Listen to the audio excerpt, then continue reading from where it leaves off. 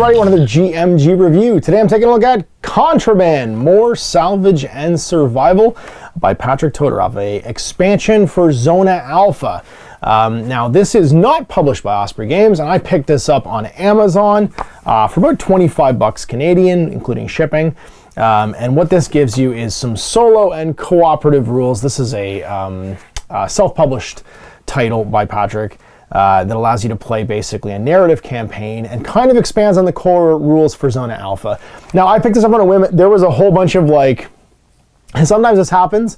One of my older playlists gets kind of weirdly popular for a minute. I answer a bunch of comments on it, and I'm like, well, maybe I'll go take a look at this game again. I played tons of Zona Alpha using his sort of web published solo rules for the game over the course of the pandemic.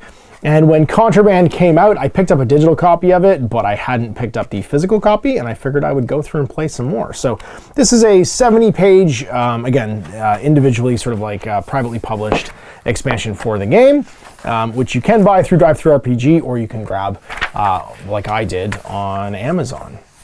And what do you get? Well, you're going to get some additional rules for creating characters, additional rules for the motivations for your party, and a way of playing solo, all with veterans. So you kind of get to load out characters as much as you want, give them as much gear as possible, and you send them into the deep zone where all kinds of terrible things are happening pretty much all the time. So if Zona Alpha was a head-to-head, two warbands are fighting each other kind of lightly out in the zone with some core missions, and you're playing for different factions and stuff like that, this is a narratively driven, you have a cast of characters, they all have their own sort of subclass and motivations, and you're going off and playing through narrative missions. It gives you some loose rules for designing your own missions, and it gives you a 5-act Zone Ravens campaign, which you'll be getting to see me play through the next couple weeks, where you get sort of a story-driven experience. So first of all, what do you get? Well, you get the ability to make more classifications for your characters than just they're stalkers out in the zone. First, you can choose to be a stalker or a scientist. This kind of follows Roadside Picnic, where the stalkers are leading sort of a science team into the zone to try and recover artifacts. And under that, you get a subclass, which is if you're a stalker, you could be a guide, a smuggler, a bounty hunter, and what's the other one? Sorry, just those three. Guide, a smuggler, or a bounty hunter. And they all get sub sort of bonuses on top of that. If you're a scientist, you'd be a field agent, which means you're kind of good out in the zone, a technician or a researcher, which means you're more of a lab rat. All of these things give you bonuses and abilities for interacting with things.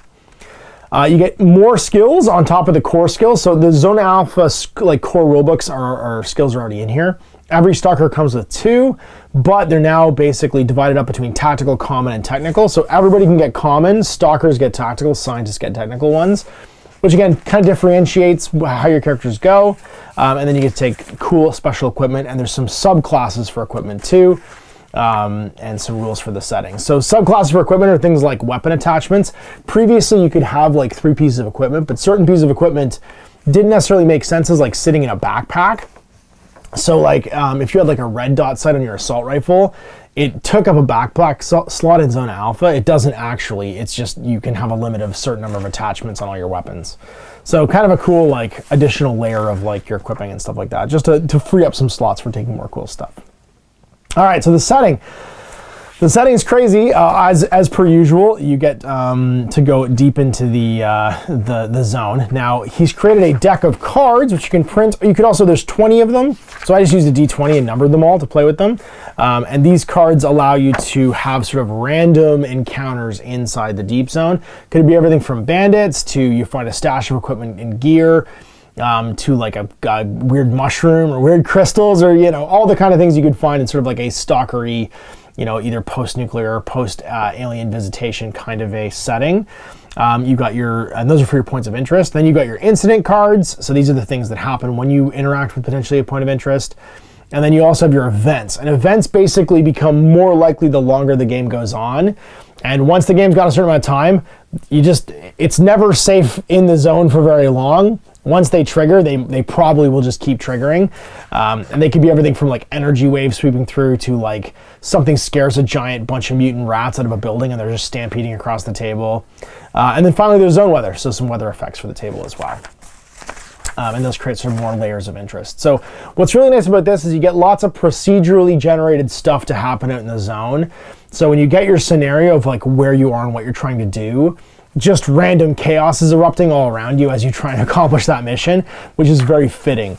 Your anomalies also get different types, so when you interact with an anomaly to try and find like what is at the middle of it, what's the artifact that's causing the anomaly to happen, they can have different effects, from teleporting you around to shooting out electricity to creating extra gravity or just pushing you with force. You can still bolt toss at them. And then things can be scary as well with a terror rating, which is kind of neat. Different types of artifacts, and then of course your events and your weather and stuff like that too. And then missions. So missions typically have, there's sort of like different structures for missions. There's 6 types. You could be trying to find something, look around, recover, secure a location, get from one place to the other, or kill something. So those are all the different sort of like different motivations you could have. And then roles for salvage. Again, I really like this one because you've also got a minimum daily requirement for being out in the zone. So salvage is what you find when you're interacting with a point of interest. You roll on the table, you maybe have to roll again, and you're trying not to trigger the event of the thing, or deal with the event of the thing, whatever the zone location ends up being. But you're also trying to find enough stuff so that your crew can operate another day. And if you start to run out of stuff, people don't show up. For everything you don't acquire for your minimum requirements, one of your guys stays back at camp because they're resting or they're not strong enough to go back out. You're trying to find ammo, batteries for your equipment. You're trying to find 2 clean water and 2 clean food to have people eat as well. And you can find those. Now you typically just choose, it says, any 1 item from the scientific list, any 2 items. I actually decided to roll instead. Mostly because it felt better. It felt like there's more tension if it was random, but in the core game you can just choose those things. And there's everything from like you choose, not numbered. What I rolled a D8.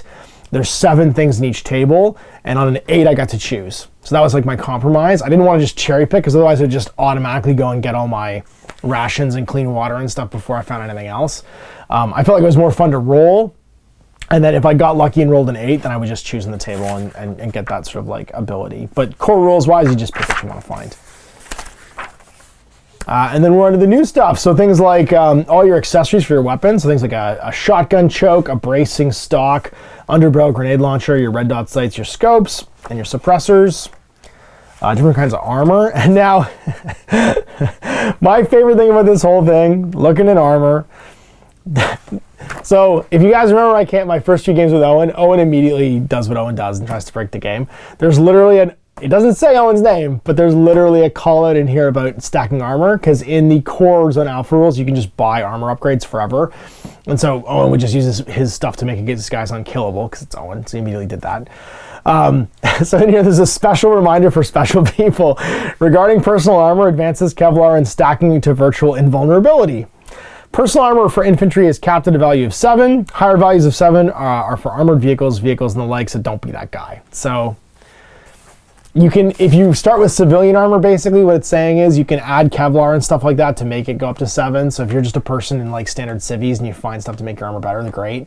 But you're not going to go higher than 7, so don't do what Donnie Don't does. I just thought it was cute that was in here, that was the thing that immediately kind of like Owen found. It's an RPG style game, you know what I mean? It was probably just a law of unintended consequences where no one had tried to do that, so it was just allowed. But I thought it was cute. There's a little call it in here. Cool new weapons, so things like shields, trench knives, entrenching tools, sawn-off shotguns. And then new allies, things like dog companions, which are cool. And you can buy canine equipment and armor, and then new bad guys. So giving your mutants different mutations, like pouncing or spectral. And then new rules of engagement. Everyone gets an extra wound, which is kind of cool. Veterans only have 2 wounds, or 1 wound actually. In Core Zone Alpha, they get 3 wounds in here. But your abilities degrade as you become wounded, which wasn't usually an issue in Core Zone Alpha, because like, as you got, basically you were dead with a wound. You were pinned and on the ground, because everything had 1 wound. In this one, for each wound, you take your -1 action and -1 to your stats as well, your range attack and close attack. And it also degrades your armor. So actually that made the armor stacking thing interesting too, because every hit you took that you bounce, that you take a wound from, it breaks a piece of your armor off as well, and your armor stat would go down. When you get healed with med kits and stuff, your wounds go back up and your stats go back up, but your armor stays down. So there is a reason to find Kevlar plates and stuff like that, because you're actually, and armor repair kits, because you're actually fixing your armor back up. and guys go into battle basically 2 or 3 missions in, and their armor's all beat up and degraded, which I thought was actually really cool, and kind of added an additional level of tension. You also have a stamina stat, which is kind of cool, which is your will divided by 3. You can take additional actions, but every time you roll for additional actions, you can lose stamina on top of that. So there's the ability to push, which is kind of cool. And once you become wounded, you can roll off your stamina instead and try and push yourself a little bit harder.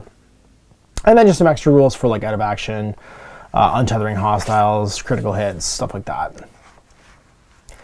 And then rules for your expeditions and goals. You can have obsessions, so things you're trying to do for your characters, give them a little more like kind of like personality. And then I'm not going to spoil it, but this is the Zone Ravens campaign. It's a full narrative campaign. And then some last words, just about the sort of like nature of having played, and some thank yous to people online for having played the game online and just being nice and cool about having played it. Extra stuff that he's written, and then a nice new character sheet. I printed some of these off. They're really handy, and actually a bunch of quick ref sheets too, and then of course the cards for the events. And that's it. So 81 pages. It's funny because when you print these things, you have to get to a certain page count, and you have to get to 82 pages. So, so you just put this page is for notes and random musings. So is this one. I thought at the end that was cute.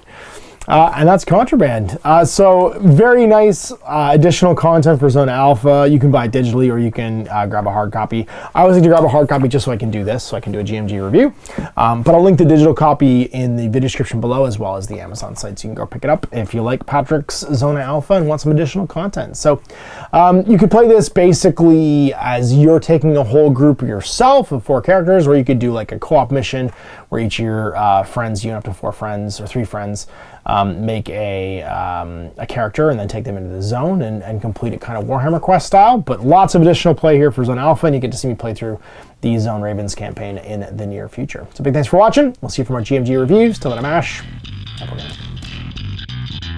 Hey there, I hope you enjoyed that video. There are tons of other games already recorded for you to watch. Click over to my channel page if you haven't already, and have a look through the dozens of playlists full of videos.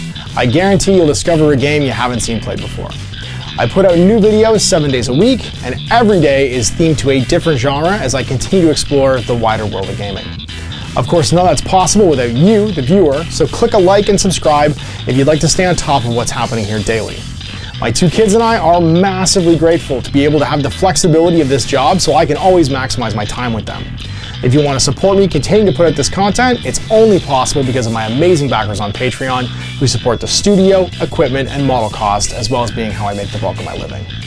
You can also help out by buying a t-shirt through Spreadshirt, a measuring gauge or widget from Death Ray Designs, or buying one of my games and supplements like Last Days, Gamma Wolves, and Blaster. As a way of showing my appreciation, patrons get early access to new games and supplements that I write throughout the course of the year. Huge thanks for watching. It really does help out, and happy gaming.